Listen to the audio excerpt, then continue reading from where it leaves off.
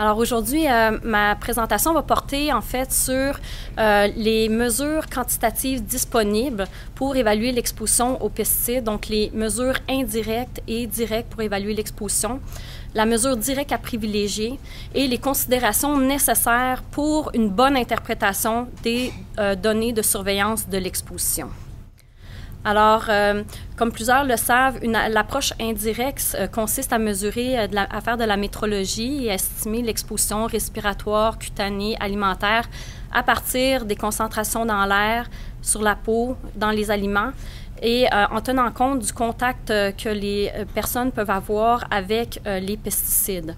On peut ensuite inférer sur les doses qui peuvent être absorbées par les gens en considérant des fractions d'absorption ou, dans le cas de l'exposition par voie cutanée, le coefficient de perméabilité à travers la peau. Par contre, par cette approche-là, ça devient souvent difficile de vraiment bien estimer l'exposition aux pesticides. Alors, une alternative qui est maintenant reconnue, c'est de procéder à une mesure plus directe de l'exposition qui consiste à faire la surveillance biologique de l'exposition comme reflet des doses auxquelles les individus sont vraiment exposés, donc les doses qui sont réellement absorbées dans l'organisme des personnes exposées.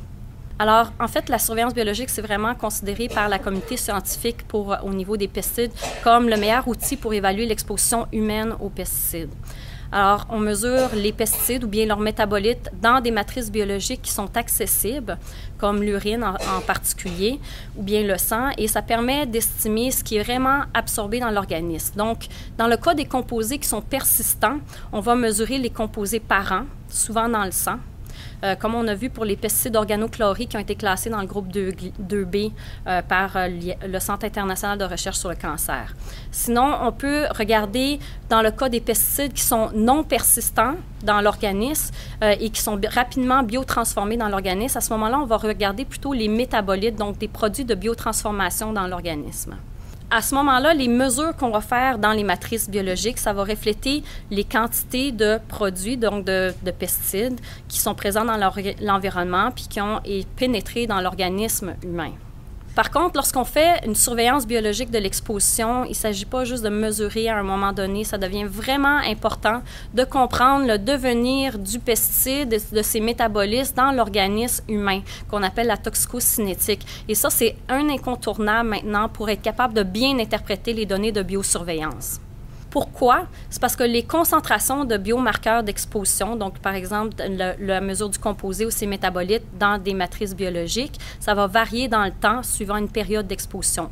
Donc, dans le cas des contaminants, donc des pesticides qui sont non persistants, ça va varier au cours d'une journée de travail ou d'une semaine de travail. Puis c'est le cas des insecticides organophosphorés, des pyréthrinoïdes, des carbamates, des fongicides de type phthalimide.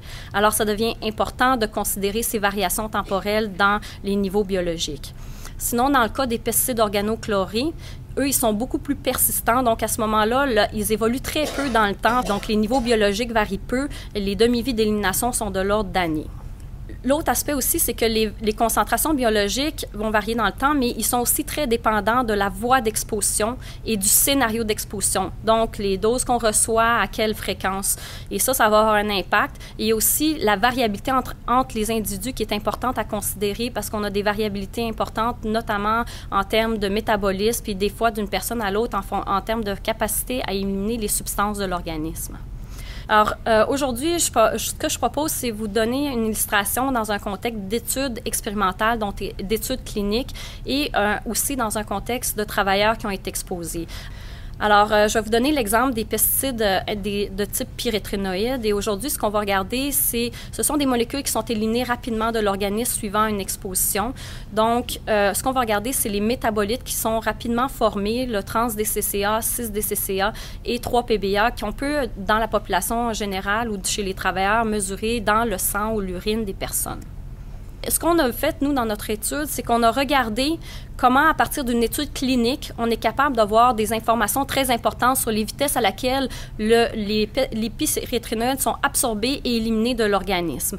Alors ici, ce qu'on a fait, c'est qu'on a fait une étude chez des volontaires qui étaient exposés par voie orale, une seule dose de permétrine ou de cypermétrine, et on a collecté les urines sur différentes périodes, donc des collectes sériées jusqu'à 80 84 heures suivant l'administration orale et en parallèle, on a fait des prises de sang chez ces volontaires-là. Donc, 2 pyréthrinoïdes qui ont été évalués, la permétrine et la cypermétrine. Donc, au niveau de la permétrine, ce qu'on a fait, c'est qu'on a regardé le profil temporel des métabolites trans-DCCA, 6-DCCA et 3-PBA dans le plasma des volontaires en fonction du temps suivant l'administration orale. Et ce qui est intéressant, il y a 3 métabolites suivis, donc le 3-PBA en jaune, le trans-DCCA en rouge et le 6-DCCA en orange. Et ce que vous voyez, c'est que les vitesses d'absorption puis les vitesses d'élimination sont très semblables entre les 3 métabolites.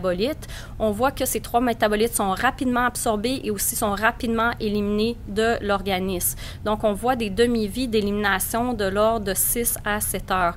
Ce qui veut dire que quand on est exposé à une seule dose d'exposition, ces pyréthrinoïdes-là sont assez rapidement éliminés de l'organisme. L'autre aspect aussi, c'est qu'à partir des études chez des volontaires, on peut obtenir des paramètres intéressants, comme par exemple les volumes de distribution. Et ça ce qu'on s'est rendu compte, c'est que les molécules étant rapidement éliminées de l'organisme, on voit qu'ils sont aussi principalement, les métabolites formés, ils restent dans le sang. Ils ont très peu tendance à s'accumuler dans les tissus adipeux, contrairement à ce que d'autres molécules comme les organochloriques, qui, eux, sont beaucoup plus persistants. L'autre chose qu'on a remarqué aussi, c'est que la forme 6-DCCA du métabolite était éliminée quand même, avait une clairance plasmatique qui était plus élevée que celle du trans-DCCA, ce qui montre qu'il y a une distribution tissulaire qui est un peu plus importante pour la forme 6-DCCA. Donc, tout ça, c'est très important quand on va faire du suivi biologique. C'est des aspects fondamentaux à considérer. On ne peut pas se départir de ces aspects cinétiques-là. L'autre chose, c'est que quand on veut faire des suivis biologiques, on prend souvent l'urine. Alors, on a regardé dans ce cas-ci le comportement urinaire comme reflet du comportement de ce qui se passait dans l'organisme, donc dans le sang, pour les métabolites d'intérêt. Donc, ici, vous avez encore les données chez les volontaires exposés à la permétrine et vous avez les profils temporels des métabolites, mais dans l'urine cette fois-ci, en fonction du temps. Ce qui est intéressant, c'est qu'on voit que les profils temporels des différents métabolites d'intérêt sont pareils dans l'urine par rapport au sang. Donc, ça veut dire qu'il y a un équilibre entre ce qu'on voit dans le sang par rapport à ce qu'on retrouve dans l'urine. Et encore une fois, on voit que les vitesses d'absorption sont rapides, les vitesses d'élimination également, puis on obtient des demi-vies d'élimination du même ordre que ce qu'on a vu lorsqu'on regardait les profils plasmatiques. Ce qui est intéressant, ça veut dire qu'on peut se servir de l'urine comme un reflet de ce qui était présent dans le sang. On a fait le même exercice avec la cypermétrine parce que souvent, on se demande, quand on évalue un pyréthrinoïde, c'est un ensemble de molécules. Donc, on a essayé de voir qu'est-ce que ça donnait si on n'était pas exposé à la permétrine, mais plutôt à la cypermétrine.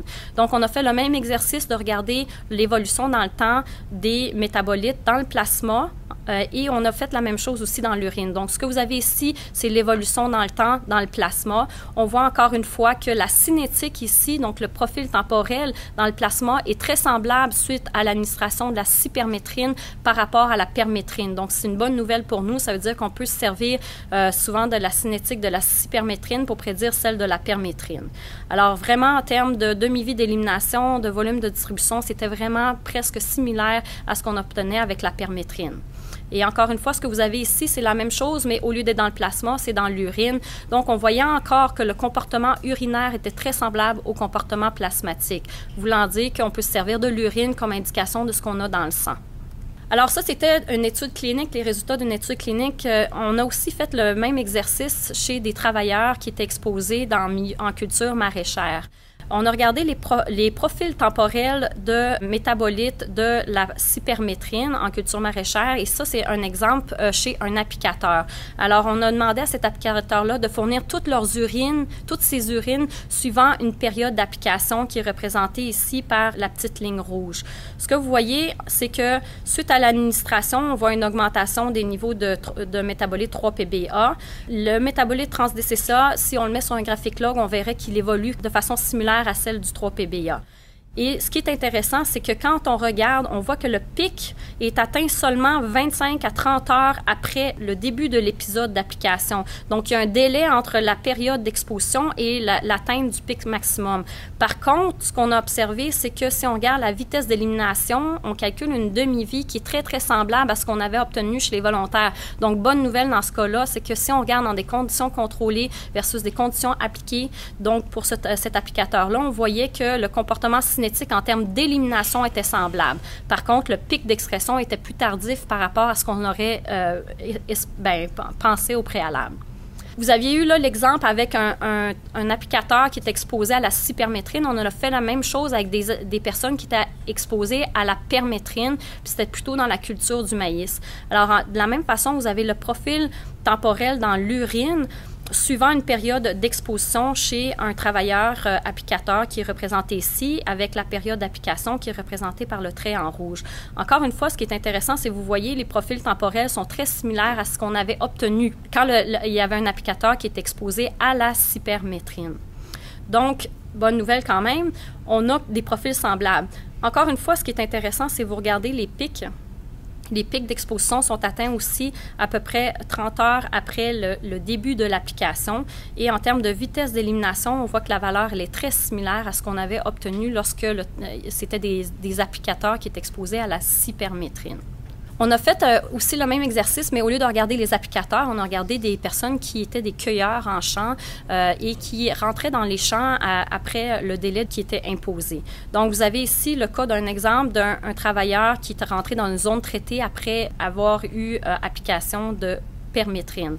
Et dans ce cas-là, il y a plusieurs périodes d'activité dans les champs qui sont représentées en rouge. Et vous voyez à ce moment-là les profils qui sont beaucoup plus variables, mais quand même assez compatibles avec la période d'exposition dans le cas du 3-PBA, mais ce n'est pas le cas pour le trans-DCCA. Et l'autre aspect qu'on voit, c'est que si on regarde les maximums de 3-PBA observés dans l'urine, on voit que c'est environ 2 fois plus faible que ce qu'on avait vu chez les applicateurs en moyenne. Simplement pour vous donner un dernier exemple, ça c'est un cas où est-ce que c'était un travailleur qui faisait juste superviser dans les champs, donc il était très peu protégé. Il y allait juste dans les champs pour vérifier l'état du champ.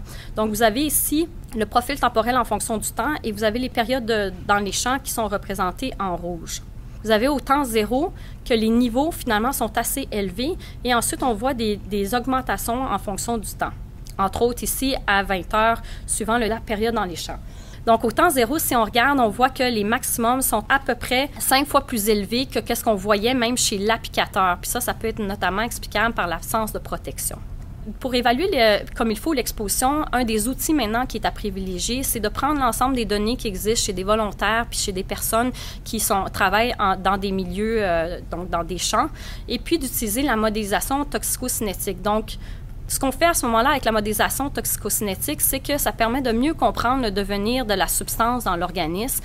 Donc, ça permet aussi d'inférer sur les voies principales d'exposition et ça permet d'extrapoler d'un scénario d'exposition aussi à l'autre. Alors, je n'entrerai pas dans les détails, mais dans l'exercice qu'on a fait, on a représenté l'organisme sous forme de compartiment. On a représenté les voies principales d'exposition sous forme de compartiment, le devenir des substances dans l'organisme sous forme de compartiment et les compartiments d'excrétion aussi.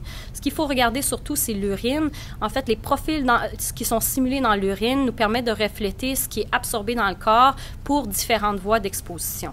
Donc, ce qu'on a fait dans l'étude, c'est qu'on a pris les données chez les volontaires et on s'est assuré que nos modèles permettaient une bonne adéquation aux données expérimentales disponibles. Et ce qu'on voit ici, c'est qu'en termes de profil plasmatique, suivant administration à la permétrine et cypermétrine chez les volontaires, on a une bonne adéquation entre les simulations du modèle qui sont représentées par les traits et les données expérimentales représentées par les symboles.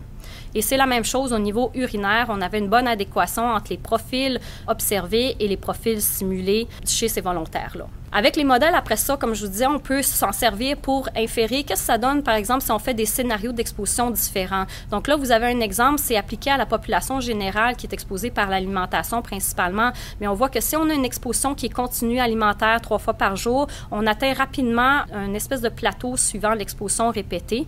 Donc, ça veut dire qu'à cause que ces molécules sont éliminées rapidement de l'organisme, si on est exposé de façon chronique, on devrait être capable d'avoir un équilibre atteint assez rapidement. Mais ça, c'est pas le cas de l'exposition des travailleurs, parce qu'on a vu avant que leur scénario d'exposition varie beaucoup dans le temps, puis ça augmente, puis ça diminue assez rapidement. Les travaux qu'on est en train de faire au moment, c'est qu'on se sert de la modélisation notamment pour être capable de reconstituer les doses absorbées chez les travailleurs.